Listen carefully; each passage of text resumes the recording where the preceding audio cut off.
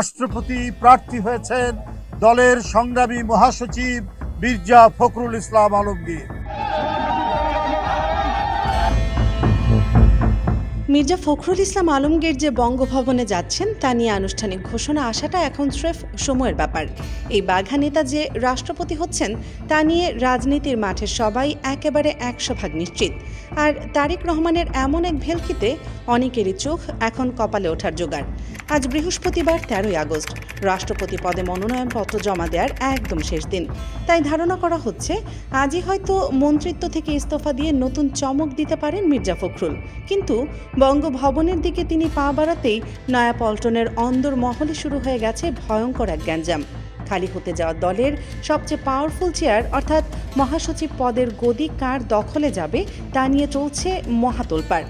কারণ এই hit seat কাটতে আটঘাট বেঁধে মাঠে নেমে পড়েছেন দলের দুই হেভিওয়েট নেতা সালাউদ্দিন আহমেদ এবং রুহুল কবির রিজভী। কে কাকে ঘোল খাইয়ে এই গদি বাগিয়ে নেবে, কার চালে কে খাবে চরম নাকানি চুবানি, সেটা নিয়েই চারদিকে চলছে জোর কানাকানি। ইতিমধ্যে তিনি মহাসচিব এবং জাতীয় স্থায়ী কমিটির সদস্য থেকে পদত্যাগ করেছেন।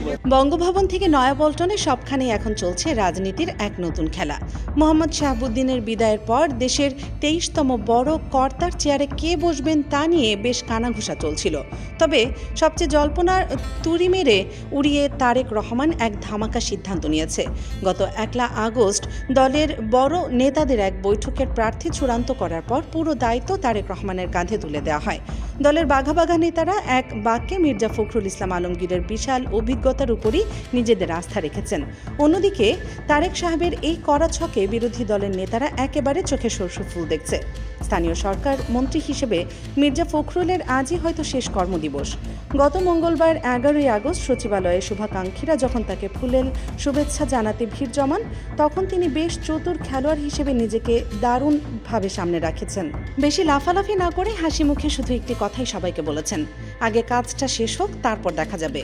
ফখরুল সাহেবের এমন পরিষ্কার ইমেজ এবং দীর্ঘ টানা লড়াইয়ের বেশ বিশাল উপহার হিসেবেই বঙ্গভবনের লাল গালিচা তার জন্য এখন পুরোপুরি প্রস্তুত। ভোট নিয়ে এখন আর কারো বিন্দুমাত্র সন্দেহ নেই, কারণ দেশের আইনের 70 অনুচ্ছেদের কড়া নিয়মের কারণে বিএনপির কোনো সংসদ সদস্য দলের সিগন্যালের বাইরে গিয়ে অন্য কাউকে ভোট দিতে পারবেন না। জাতীয় সংসদে বিএনপির ঝুলিতে রয়েছে পাক্কা 250টি আসন, যেখানে জামায়াত জোটের কাছে মাত্র 90টি আসন। ফলে অন্য ক্যান্ডিডেট কর্নেল অলি আহমেদের স্বপ্ন ভোটের শুরুতে একেবারে তাসের ঘরের মতো ভেঙে পড়া পুরোপুরি নিশ্চিত। কর্নেল অলিকে তার পকেটের ওই 90টি ভোট নিয়েই চরম ঘোল খেতে হচ্ছে। আগামী 16ই আগস্ট যাচাই বাছাই এবং 18ই আগস্ট নাম প্রত্যাহারের পর 20শে আগস্ট সংসদ ভবনের ভেতরে দুপুর 2টা থেকে বিকেল 5টা পর্যন্ত কেবল ভোট গ্রহণের নিয়মটুকু পালন করা হবে। অন্যদিকে বঙ্গভবনে পা রাখার সাথেই দলের নিয়মকানুন অনুযায়ী মির্জা ফখরুলকে বিদায় জানাতে হবে তার 10 বছর ধরে আগলে রাখা মহাসচিব পদকে। আর এই একটিমাত্র বড় আসন ফাঁকা হওয়ার খবরই নয়াপল্টনের চারপাশের বাতাসে ধরিয়েছে বড় ধরনের কাঁপুনি। দীর্ঘ 1 যুগের বেশি সময় ধরে যে বড় পদে ফখরুল সাহেব বসেছিলেন, সেই গদি হাতছাড়া হওয়ার কথা উঠতেই শুরু হয়ে গেছে ভয়ঙ্কর এক লড়াই। দলের ভেতরে ক্ষমতার দখল নিয়ে এখন এমন এক লঙ্কা কাণ্ড শুরু হয়েছে, যেখানে সালাউদ্দিন আহমেদ এবং রুহুল কবির রিজভীর কট্টর সমর্থকরা একে অপরের পেছনে গুটি চালতে রীতিমতো উঠে পড়ে লেগেছেন। মোট কথা, খুব চতুরভাবে একে অপরকে ল্যাং মারার সব রকম ফন্দি আটা হচ্ছে। হঠাৎ করেই জামায়াতের বিরুদ্ধে রিজভী সাহেবের একের পর এক কড়া তোপ দাগানো এবং অন্যদিকে সালাউদ্দিন আহমেদের বিরুদ্ধে ভারতের গোয়েন্দা সংস্থা রয়ের গোপন খাতিরে খবর আসছে বাতাসে ভেসে যাওয়া মোটেও কোনো কাকতালীয় ঘটনা নয়। মহাসচিব পদের এই কঠিন দৌড়ে একের পর এক সাইড লাইন করে দিতেই পেছনে বসে আছে এসব রক্তচাপ বাড়িয়ে দেওয়ার চটকদার অভিযোগ সামনে আনা হচ্ছে। সালাউদ্দিন আহমেদের অতীত ইতিহাস ঘাটলে চোখ কপালে উঠতে বাধ্য। তিনি আগে বিসিএস ক্যাডারের সরাসরি চাকরি করতেন। সেই চাকরি ছেড়ে রাজনীতিতে এসে 1991 সালে বেগম খালেদা জিয়ার এপিএস হিসেবে কাজ করার বিরাট অভিজ্ঞতা অর্জন করেন।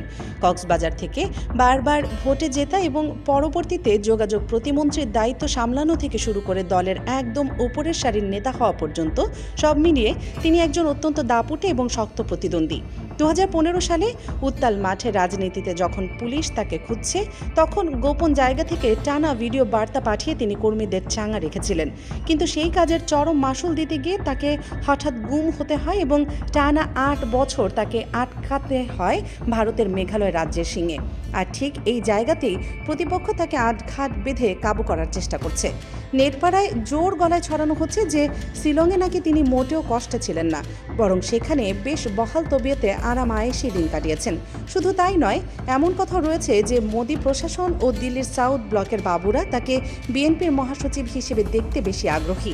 এমনকি মোদির ছোটদা হিসেবে পরিচিত শুভেন্দু অধিকারীর চোখ রাঙানিও নাকি এর পেছনে অনেক বড় প্রভাব ফেলছে। সালাউদ্দিন সাহেবের অনুসারীরা অবশ্য এসব খবরকে স্রেফ ভুয়া বলে উড়িয়ে দিচ্ছেন। তাদের দাবি, বিদেশের সাথে সম্পর্ক ঠিক রাখা এবং বড় বড় প্যাঁচের বোঝার ক্ষেত্রে সালাউদ্দিনের ধারের কাছেও কেউ নেই। তবে দিল্লির এমন দাদাগিরি মেনে নিয়ে তাকে মহাসচিব বানালে তা দলের জন্য বড় গলার কাঁটা হয়ে দাঁড়াতে পারে বলে মাঠের সাধারণ কর্মীরা বেশ জোর গলায় আওয়াজ তুলছেন। আর ঠিক এই সুযোগটাই কাজে লাগিয়ে সালাউদ্দিন আহমেদের এই মসৃণ পথে বড় দেয়াল হয়ে দাঁড়িয়ে গেছেন রুহুল কবির রিজভী। 80-এর দশকে রাকসুর ভিপি হিসেবে এরশাদ বিরোধী মিছিলে তিনি একদম সামনে থেকে পুলিশের বুলেটে বুক পেতে দিয়েছিলেন। বলা হয়ে থাকে, সেই বুলেটের আঘাতেই তিনি তার অনেক কিছু হারিয়েছেন। জীবনে কখনো এসি রুমে বসে রাজনীতি না করা রাজপথের এই বাঘা সেনাপতি 111-এর পর থেকে নয়াপল্টনের অফিসে বসে একা লড়াই করে গেছেন। দলের বড় নেতারা যখন পালিয়ে বেড়াচ্ছেন কিংবা জেলে বসে আছেন, তখন মহামারীর ভয় কিংবা পুলিশের কড়া বেষ্টনী, টিয়ারশেল আর বোমা বিস্ফোরণের মধ্যেও মাথায় হেলমেট আর হাতে হ্যান্ড মাইক নিয়ে একা দাঁড়িয়েছিলেন এই রিজভী। শত শত মামলা মাথায় নিয়ে বারবার জেলখানাকে নিজের আপন ঘর বানিয়ে ফেলা রিজভী হলেন সাধারণ কর্মীদের একদম প্রাণের মানুষ। দলের এই সুসময়ে এমন একজন লড়াকু নেতাকে বাদ দিলে কর্মীরা তা কিছুতেই সহজে মেনে নেবে না। সাধারণ কর্মীদের মুখের কথা একদম সোজা আর পরিষ্কার। কঠিন বিপদের দিনে যে মানুষটা হাসপাতাল আর কারাগারকে নিজের বাড়ি বানিয়ে দলের সবাইকে বুকে আগলে রাখলো, আজ সুসময়ের দিনে তার মাথায় কেন বড় মুকুট উঠবে না? রিজভী যদি দলের সবচেয়ে বড় চাবুক হাতে পান, তবে বিদেশি শক্তির হাতে নাকি দড়ি দিয়ে ঘোরানোর চেষ্টা এক মুহূর্তে মাঠে মারা যাবে। রিজভীকে নিয়ে এমন উন্মাদনার মধ্যেই দলের গঠনতন্ত্রের এক বিশাল প্যাচ সবার সামনে চলে এসেছে। দলের নিয়ম বলছে, ফখরুল সাহেব পদত্যাগ করলেই দলের সিনিয়র যুগ্ম মহাসচিব হিসেবে পদাধিকার বলে ভারপ্রাপ্ত মহাসচিবের আসন নিজে থেকেই বুঝে নেবেন রুহুল কবির রিজভী। আর যারা রাজনীতির মাঠে খবর রাখেন, তারা ইঙ্গিত দিচ্ছেন, রিজভী যদি একবার ভারপ্রাপ্ত মহাসচিবের পাওয়ারফুল চেয়ারে বসেন, তবে চট করে নতুন কোনো কাউন্সিল হতে দেবেন না। পুরো সিস্টেমটাকে তিনি এমনভাবে নাচিয়ে ছাড়বেন যে বাকি প্রার্থীরা হিমশিম খাবেন। কিন্তু তারেক সাহেবের অনেক চতুর খেলোয়াড়। দুই নেতার কাদা ছোড়াছুড়িতে দল যেন বিপদে না পড়ে, সেজন্য তিনি এক মাস্টার প্ল্যান হাতে নিয়েছেন। রিজভীকে মহাসচিব না বানালে তাকে খুশি রাখতে সরাসরি প্রধানমন্ত্রীর দপ্তরের উপদেষ্টা অথবা পূর্ণ মন্ত্রীর পদমর্যাদা দিয়ে সম্মান জানাতে হবে। অর্থাৎ হিসাবের খাতা এমনভাবে মেলাচ্ছে যে যাতে কেউ কাউকে চরম লজ্জা নিয়ে ফিরতে না হয়। এত কিছুর পরেও সালাউদ্দিন আর রিজভীর এই ভয়ঙ্কর গ্যাঞ্জাম সামাল দেওয়া অসম্ভব হলে তারেক রহমান শেষ মুহূর্তে অন্য কাউকে সামনে এনে সবার হাওয়া টাইট করে দিতে পারেন। রাজনীতিতে এমন ভেলকি দেখানোর রেকর্ড তারেক সরকারের অনেক রয়েছে। এমনটা হলে সালাউদ্দিন কিংবা রিজভী দুজনের সমর্থকদের কেবল কপাল চাপড়ানো ছাড়া আর কোনো উপায় থাকবে না।